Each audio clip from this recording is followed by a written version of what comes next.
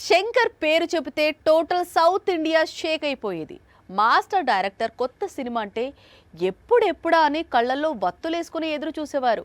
కానీ ఇప్పుడు ఆ రోజులు పోయాయి. ముందు భారతీయుడు 2, రీసెంట్గా గేమ్ చేంజర్తో చాలా పెద్ద షాక్స్ ఇచ్చాడు శంకర్. దాంతో శంకర్తో సినిమా అంటే వామ్మో అనేస్తున్నారట హీరోలు.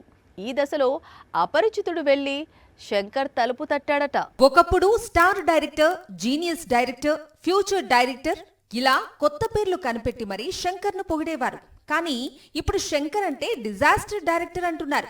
అలా ఎందుకు అంటున్నారో ప్రత్యేకంగా చెప్పుకోనక్కర్లేదు. ఇప్పటికీ శంకర్ చేతిలో భారతీయుడు 3 ఉంది. కానీ ఈ సినిమా కంటే ముందు శంకర్ ఒక హిట్ కొట్టాలి. అప్పుడే ఈ భారీ బడ్జెట్ కు క్రేజ్ పెరిగి థియేటర్స్ లో డబ్బులొస్తాయి. అందుకే శంకర్ చాలా మంది హీరోస్ తో సినిమా చేసేందుకు డేట్స్ అడుగుతున్నారట.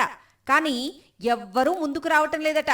దాంతో అపరిచితుడు విక్రమ్ శంకర్ కు హెల్ప్ చేసేందుకు సిద్ధమవుతున్నాడని సమాచారం. శంకర్ విక్రమ్ అంటే మళ్ళీ అపరిచితుడు లాంటి మూవీ, లేకపోతే అపరిచితుడు సీక్వెల్ అనుకోవటానికి లేదు.